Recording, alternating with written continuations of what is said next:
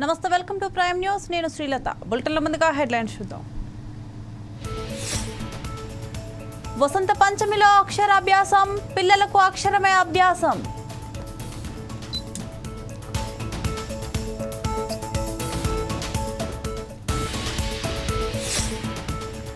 గ్రామాల్లో మద్యం, ధనార్జనే ముఖ్యం.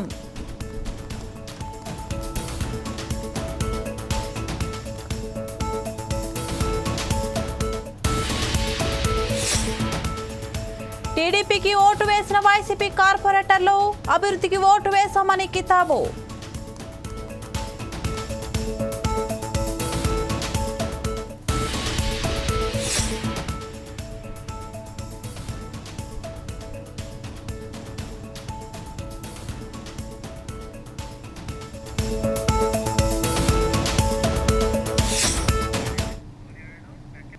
రాష్ట్రంలో మతోన్మాదంపై ప్రజాతంత్ర లౌకిక శక్తులను కలుపుకొని పోరాటాలు చేయబోతున్నట్లు సిపిఎం రాష్ట్ర కార్యదర్శి వర్గ సభ్యులు వి ఉమామహేశ్వరరావు, డి రమాదేవిలు ప్రకటించారు.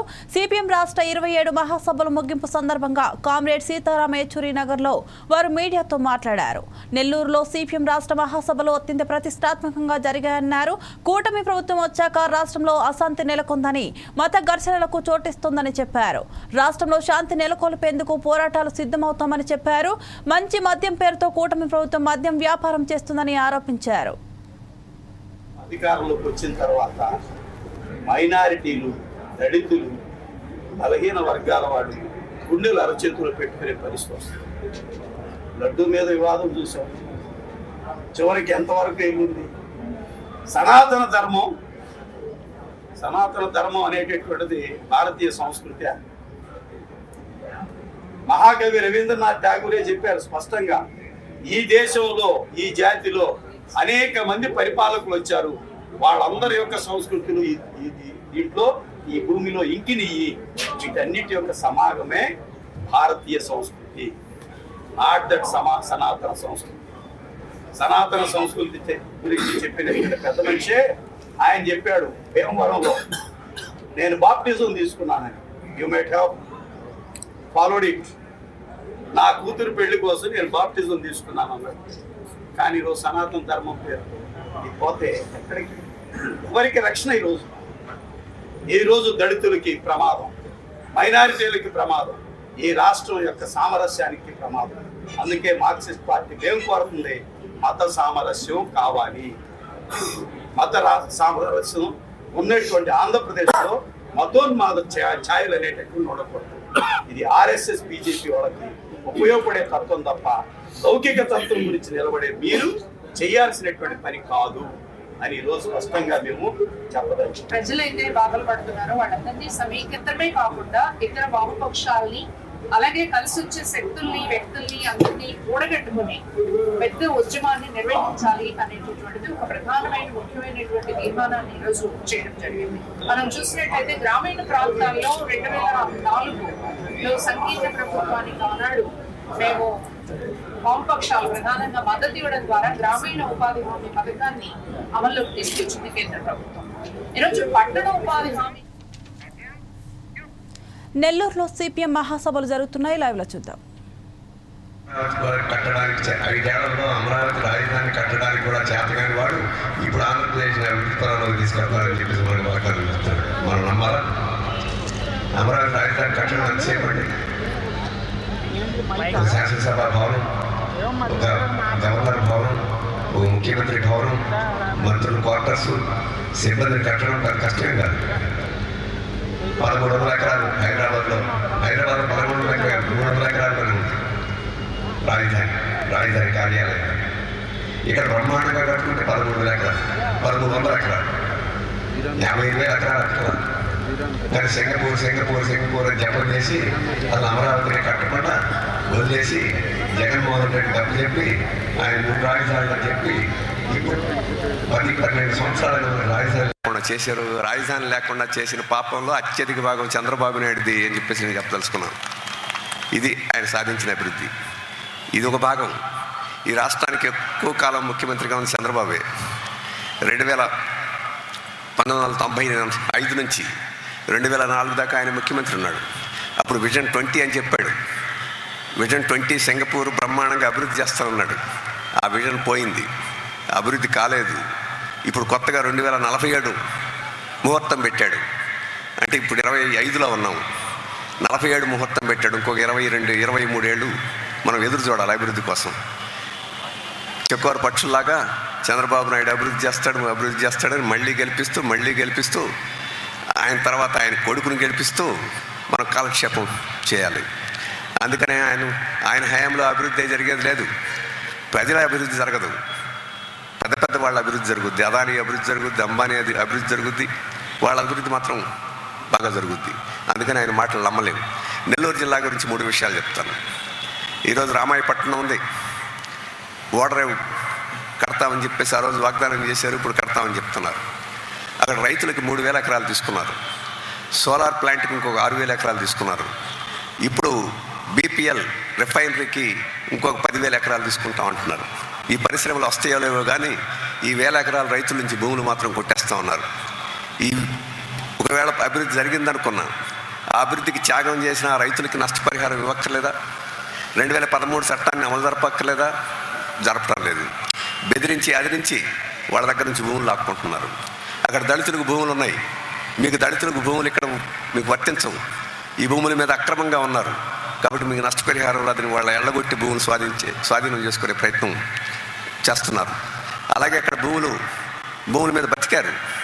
భూముల్ని అటు మాగాణి ఇటు మెట్ట తప్ప అక్కడ తోటలున్నా బావులున్నా వాటికి లెక్క కట్టం మేము ఇవ్వమని చెప్పేసి చెప్తున్నారు. అంటే అభివృద్ధి కోసం త్యాగం చేసిన వాడిని నాశనం చేస్తావా? అభివృద్ధి కోసం ఏ త్యాగం చేయని వాడికి ఈరోజు ఆ భూములన్నీ అప్పగించి వాళ్ళని కోటీశ్వరులు చేస్తావా అని చెప్పేసి అడుగుతున్నాను. అందుకని చంద్రబాబుకు చెప్పదలుచుకున్నాం, అభివృద్ధికి త్యాగం చేసే రైతాంగాన్ని నష్టపెడితే ఆ రైతాంగం నీ పని చూస్తుంది, మళ్ళీ నీళ్ళు అధికారానికి రాకుండా పాతి పెట్టేస్తుందని చెప్పి చంద్రబాబు నాయుడుకి చెప్తున్నాను. అలాగే ఇప్పుడు కృష్ణపట్నం చూడండి, కృష్ణపట్నం ఓడరా వస్తే బ్రహ్మాండంగా అభివృద్ధి ఉద్యోగాలు అన్నారు. అక్కడ ఏం ఉద్యోగాలు లేవు. ఏమన్నా వస్తే వాచ్మెన్ ఉద్యోగాలు, పాచిపని ఉద్యోగాలు, ఇది తప్ప అక్కడేమీ ఉద్యోగాలు లేవు. అది కూడా ఈరోజు చంద్రబాబు నాయుడు అదానికి అప్పచెప్పి అభివృద్ధి కాకుండా చేసి కొన్ని బెర్తలు మూసేసి కంటైనర్స్ ఇక్కడ కాకుండా ఎక్కడికో ముంద్రా ఓడలేవుకు పంపించే పని. వైఎస్ఆర్ కాంగ్రెస్ కార్పొరేటర్లను ప్రలోభపెట్టి ఇబ్బందులు పెట్టారు. అమర్నాథ్ రెడ్డి, శేఖర్, అజయ్ కుమార్ ఆస్తుల విధ్వంసానికి పాల్పడ్డారని బొమ్మన కరుణాకర్ రెడ్డి అన్నారు. దీనికి ప్రధాన కారణం మంత్రి అనగాని సత్యప్రసాద్ అని విమర్శించారు. కొందరు కార్పొరేటర్లను కిడ్నాప్ చేశారన్నారు, బీభత్సం సృష్టించారన్నారు. జనసేన ఎమ్మెల్యే ఆరణి శ్రీనివాసులు రౌడీ రాజకీయాలు చేస్తున్నారని, పవన్ కళ్యాణ్ ఇప్పుడు ఏమి సమాధానం చెప్తారని విమర్శించారు.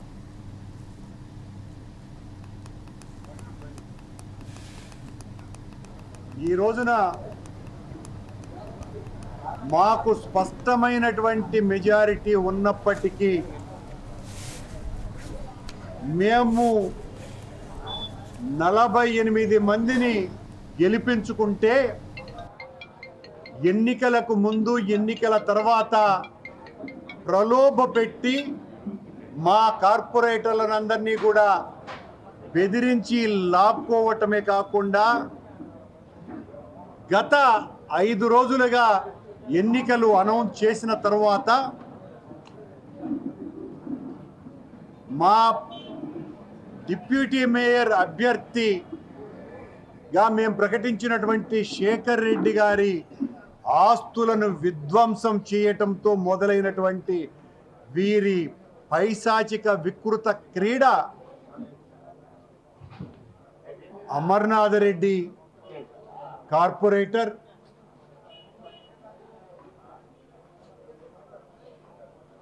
అజయ్ కుమార్ మా ఉమా కార్పొరేటర్ వాళ్లకు సంబంధించినటువంటి రాష్ట్రంలో మతోన్మాదంపై ప్రజాతంత్ర లౌకిక శక్తులను కలుపుకొని పోరాటాలు చేయబోతున్నట్లు సిపిఎం రాష్ట్ర కార్యదర్శి వర్గ సభ్యులు వి ఉమా మహేశ్వరరావు, డి రమాదేవిలు ప్రకటించారు. సిపిఎం రాష్ట్ర 27 మహాసభల ముగింపు సందర్భంగా కామ్రేడ్ సీతారాం ఏచూరి నగర్లో వారు మీడియాతో మాట్లాడారు. నెల్లూరులో సిపిఎం రాష్ట్ర మహాసభలు అత్యంత ప్రతిష్టాత్మకంగా జరిగాయన్నారు. కూటమి ప్రభుత్వం వచ్చాక రాష్ట్రంలో అశాంతి నెలకొందని, మత ఘర్షణలకు చోటు చేసుకుంటుందని చెప్పారు. రాష్ట్రంలో శాంతి నెలకొల్పేందుకు పోరాటానికి సిద్ధమవుతామని చెప్పారు. మంచి మద్యం పేరుతో కూటమి ప్రభుత్వం మద్యం వ్యాపారం చేస్తుందని ఆరోపించారు. చివరికి ఎంతవరకు వెళ్ళింది? సనాతన ధర్మం అనేటటువంటిది భారతీయ సంస్కృతి. మహాకవి రవీంద్రనాథ్ ఠాగూరే చెప్పారు స్పష్టంగా, ఈ దేశంలో ఈ జాతిలో అనేక మంది పరిపాలకులు వచ్చారు. పల్నాడు జిల్లా నరసరావుపేటలో టీడీపీ నేతలు భేటీ జరిగింది. రాబోయే ఎమ్మెల్సీ ఎన్నికల్లో కూటమి అభ్యర్థి విజయంపై పార్టీ శ్రేణులకు దిశానిర్దేశం చేశారు. కూటమి ఎమ్మెల్సీ అభ్యర్థి ఆలపట్టి రాజాని గెలిపించాలని ఏకగ్రీవ తీర్మానం చేశారు. ఈ సమావేశంలో మంత్రి, ఎమ్మెల్యేలు తదితరులు పాల్గొన్నారు.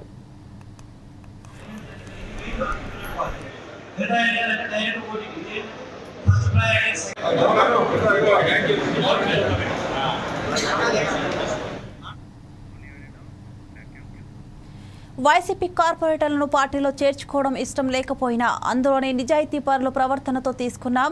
వైసీపీలో కొందరు 3 వంతెనల నిర్మాణానికి అడ్డుపడుతుండగా ఇంకొందరు మాత్రం నగరాభివృద్ధికి బలంగా కాంక్షిస్తున్నారు. ఇందులో భాగంగానే వైసీపీలోని పలువురు నిజాయితీ పరులైన కార్పొరేటర్లు స్టాండింగ్ కమిటీ ఎన్నికల్లో టీడీపీ చేస్తున్న అభివృద్ధికి ఓటు వేశారు అని గ్రామీణాభివృద్ధి కమ్యూనికేషన్ శాఖల కేంద్ర సహాయ మంత్రి డాక్టర్ పెమ్మసాని చంద్రశేఖర్ తెలిపారు. ఢిల్లీలోని ఎన్నికల ప్రచారం పూర్తి చేసుకున్న పెమ్మసాని గుంటూరులోని స్టాండింగ్ కమిటీ ఎన్నికల ఫలితాలను స్థానిక అధికారులు, నాయకుల ద్వారా సమాచారం తెలుసుకున్నారు. స్టాండింగ్ కమిటీ ఫలితాల్లో టీడీపీ అభ్యర్థులు గెలుపొందిన నేపథ్యంలో విలేకరులను ఉద్దేశించి ఆయన సోమవారం మాట్లాడారు. మరి గత 10 సంవత్సరాల్లో అరవింద్ కేజ్రీవాల్ గారికి ప్రతి ఒక్కరూ కూడా ఇక్కడ అవకాశం ఇచ్చారు.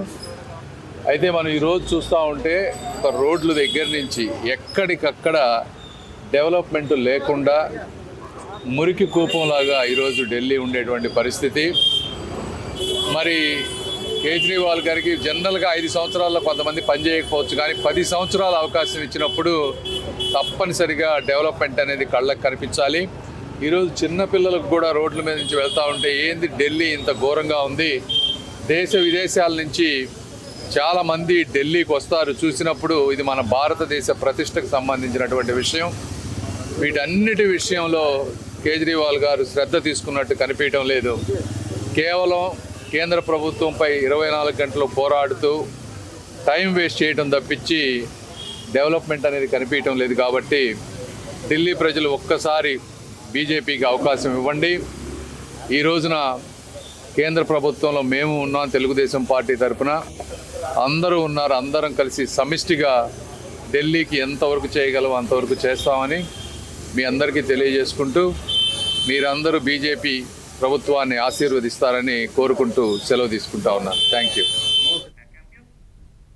ఏలూరు జిల్లా కుక్కునూరు మండల పరిధిలోని గ్రామాల్లో మద్యం ఏరులై పారుతోంది. సీఎం ఆదేశించినా తమకు మాత్రం ధనార్జన ముఖ్యమనే చందంగా మద్యం వ్యాపారులు ముందుకు సాగుతున్నారు. వైన్ షాపుల నుంచి బెల్ట్ షాపులకు నిర్వాహకులు వాహనాలతో మద్యం సరఫరా చేస్తుండటంతో గ్రామాల్లో చాలా మంది బెల్ట్ షాపులనే ఉపాధిగా చేసుకుంటున్నారు. ఇంత జరుగుతున్న ఎక్సైజ్ అధికారులు దాడులు చేయకపోవడంతో అధికారులకు ముడుపులు అందుతున్నాయనే ఆరోపణలు వినిపిస్తున్నాయి. వారి ఆదాయం కోసం గ్రామాల్లో బెల్ట్ షాపులకు విచ్చలవిడిగా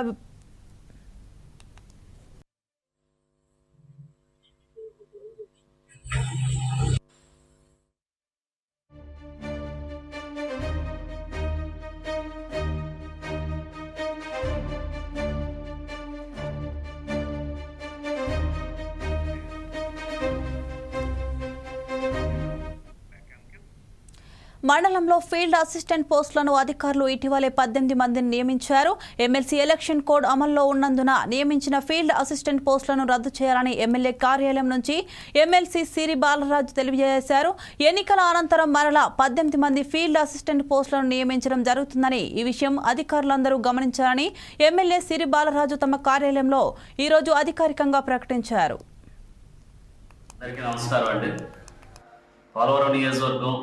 టీ నరసాపురం మండలానికి సంబంధించి ఒక 2 రోజుల క్రితం MGNRS GS ఫీల్డ్ అసిస్టెంట్ని నియమించడం జరిగింది. దానికి సంబంధించి కొన్ని అనివార్య కారణాల వల్ల ఆ 18 ఫీల్డ్ అసిస్టెంట్లని రద్దు చేయడం జరుగుతుంది.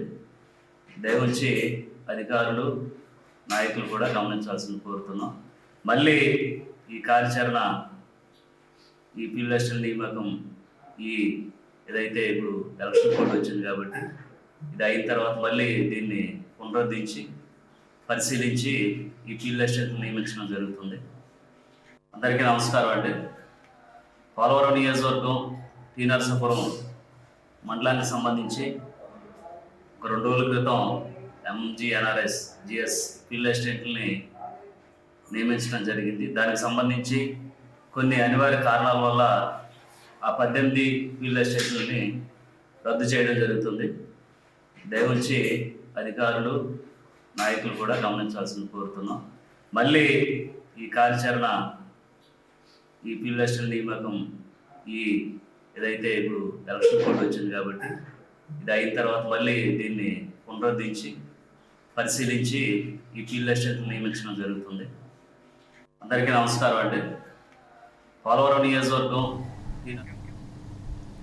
వైసీపీ ప్రభుత్వం అధికారంలో ఉన్నప్పుడు బుచ్చిని నగర పంచాయతీగా చేసిన ఘనత జగన్మోహన్ రెడ్డికి స్థానిక ఎమ్మెల్యే నల్లపురెడ్డి ప్రసన్న కుమార్ రెడ్డి దక్కుతుందని డీసీఎంఎస్ మాజీ చైర్మన్ చలపతిరావు అన్నారు. వైసీపీ అధికారంలో ఉన్నప్పుడు చైర్పర్సన్తో పాటు 18 స్థానాల్లో వైసీపీ గెలుపొందడం జరిగిందని, తెలుగుదేశం పార్టీ 2 స్థానాల్లోనే గెలిచిందని అన్నారు. వైస్ చైర్మన్ ఎన్నికలలో గెలిచిన టీడీపీ అభ్యర్థులకు కనీసం బీఫామ్ ఇవ్వకుండా వైసీపీలో గెలిచిన కౌన్సిలర్ని వైస్ చైర్మన్గా ఎన్నుకోవడం హర్షణీయమన్నారు. టీడీపీ స్థానిక ఎమ్మెల్యే వేమిరెడ్డి ప్రశాంత్ రెడ్డి అభ్యర్థులను ప్రలోభపెట్టే క్రమంలో తమ వద్ద బీఫామ్ తీసుకున్న ఎరటపల్లి శివకుమార్ రెడ్డిని వైస్ చైర్మన్గా ఎన్నుకున్నందుకు ధన్యవాదాలు తెలిపారు. ఏ విధంగా చేయాలనుకునేది మరి అర్థం కాకుండా మరి పార్టీ బీఫామ్ ఇచ్చుకోవాలా ఇవ్వకూడదా, ఇస్తే ఏమవుద్ది ఈకపోతే ఏమవుతుందో భయపడుతూ మరి ఏదైతే వైఎస్ఆర్ కాంగ్రెస్ పార్టీ తరఫున పోటీ చేసి గెలిచినటువంటి 2 కౌన్సిలర్ని మళ్ళా ఎంపిక చేయడం చాలా హర్షించదగ్గ విషయం. ఈ రోజు ఏదైనా జరిగినా కానీ ప్రజలు ఏదైతే ఎన్నుకోబడ్డారో ప్రజలచే ఆ రోజు వైఎస్ఆర్ కాంగ్రెస్ పార్టీకి అత్యధిక మెజార్టీలో బుచ్చులో ఇచ్చినారో ఈ రోజు కూడా ప్రజలు చెంత ఏదైతే ప్రజల మనసులో ఉన్నదో ఆ మనసును పైన ఉన్నటువంటి వైఎస్ రాజశేఖర రెడ్డి గారు అయితేనేమి, ఇక్కడ ఉన్నటువంటి నాయకులు అయితేనేమి ప్రతి ఒక్కరు కూడా వాళ్ళ మనసులోకి వెళ్ళి ఈ రోజు మళ్ళీ వైఎస్ఆర్ కాంగ్రెస్ పార్టీ తరఫున గెలిచినటువంటి కౌన్సిలర్లే మళ్ళీ కూడా వైస్ చైర్మన్గా ఎంపిక చేయడం అంటే చాలా సంతోషమైన విషయం. మరి ఒకసారి మనం చేసుకుంటా ఉంటాం. ఎందుకంటే ఏదో మనకి ఇద్దరు ఉన్నారు ఏది గెలిచినటువంటి కౌన్సిలర్లు, మరి వాళ్ళని విస్మరించి మరి ఇక్కడ కొత్తగా ఎన్నిక కాబడినటువంటి శాసనసభ్యురాలు కూడా మరి ఎవరో పుట్టించిన బిడ్డకి మనం ముద్దు పెట్టినట్టు సామెతగా ఇప్పుడు చెప్పిన విధంగా మరి ఎక్కడ ఎన్నిక కాబడ్డారు ఈ రోజు మనం వాళ్ళని ఎందుకు ఎంపిక చేస్తున్నాం? మనతో ఉన్నటువంటి పిల్లలు మన బీఫామ్ మీద మన తెలుగుదేశం బీఫామ్ మీద గెలిచినటువంటి వాళ్ళు ఉన్నారు. మరి వాళ్ళని ఎందుకు మనం ముద్దు పెట్టుకోలేకపోయాం అనే దానికి చాలా చింతించాల్సిన విషయం. ఎందుకంటే ఇది రాష్ట్రంలో కూడా ఎక్కడ జరగల. మరి నెల్లూరులో ఉందంటే నెల్లూరులో కూడా ఒకరు కూడా గెలవాలి ఆ రోజు తెలుగుదేశం పార్టీ తరఫున. ఒక బుచ్చిరెడ్డి బాల్ నుండి ఇద్దరు గెలిచారు. వీళ్ళకి అవకాశం ఉండింది.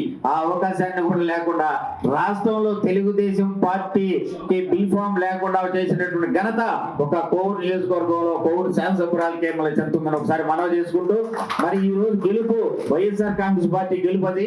ఈ యొక్క మాతో ఉన్నటువంటి కౌన్సిల్ ఒకసారి నిజాయితీగా ఎక్కడ లోపల ఉందా తనంగా కూర్చున్నారండి.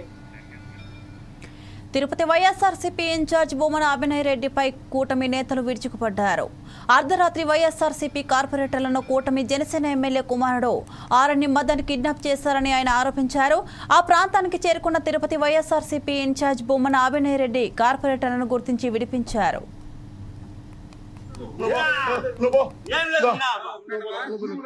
ఏందక్క చిన్న పిల్లలు పెట్టుకొని తోసేస్తున్నారు. చిన్న పిల్లలు లేడీస్ ఉన్నారని చూడకుండా, చిన్న పిల్లలు ఉన్నారని లేకుండా లేడీస్ ఉన్నారని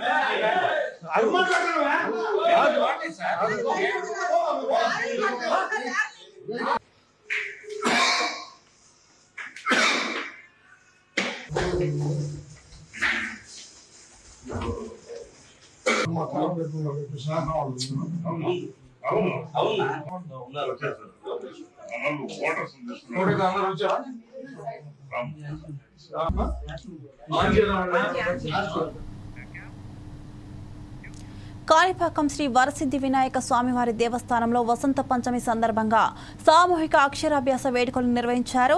ఆ స్థాన మండపంలో శ్రీ మహాసరస్వతి యాగం నిర్వహించి భక్తులకు విద్యార్థులకు ఆశీస్సులు అందించారు. పూతలపట్టు ఎమ్మెల్యే మురళీమోహన్, దేవస్థాన ఈవో పెంచల కిషోర్ ఆధ్వర్యంలో ఆలయ అర్చక వేద పండితులు ఉత్సవమూర్తులకు అలంకరణ గావించారు.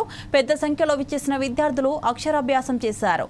విద్యార్థులకు చిత్తూరు జిల్లా కలెక్టర్ సుమిత్ కుమార్ విద్యలో రాణించాలని శుభాకాంక్షలు తెలియజేశారు. నిర్వహించారు. భక్తులందరికీ తీర్థ ప్రసాదాలు పంపిణీ చేశారు.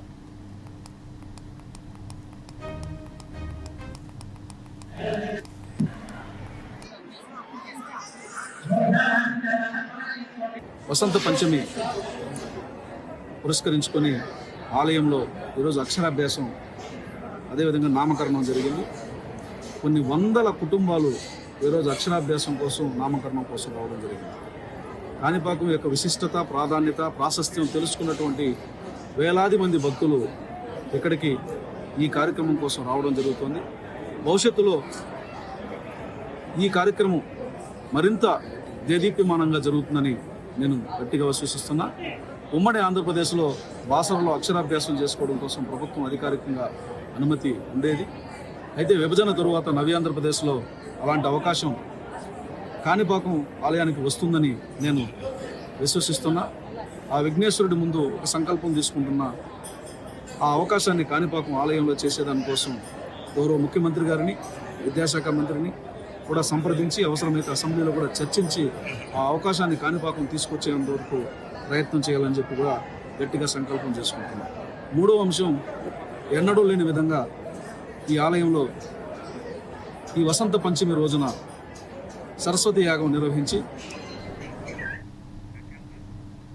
వసంత పంచమి పురస్కరించుకొని శ్రీకాళహస్తిలోని శ్రీ సరస్వతి శిశు మందిర్ పాఠశాలలో అక్షరాభ్యాస కార్యక్రమాన్ని నిర్వహించారు.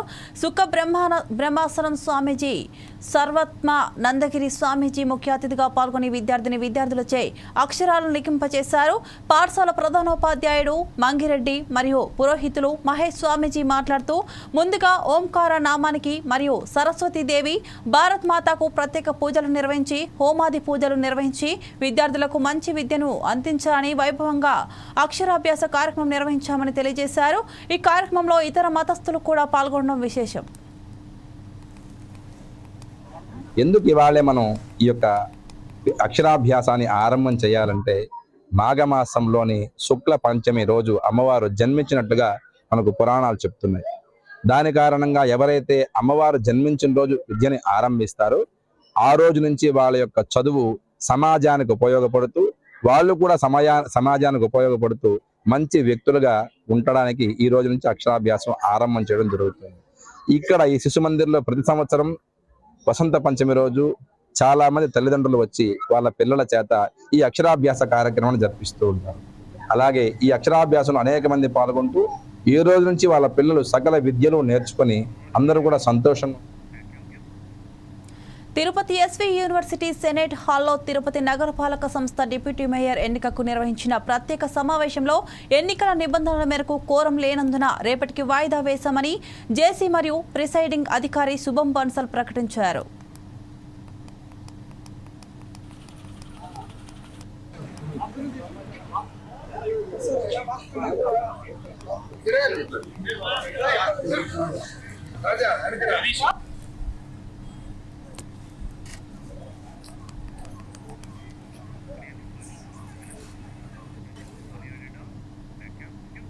ఇవి bulletin updates. Keep watching 4 Sides TV.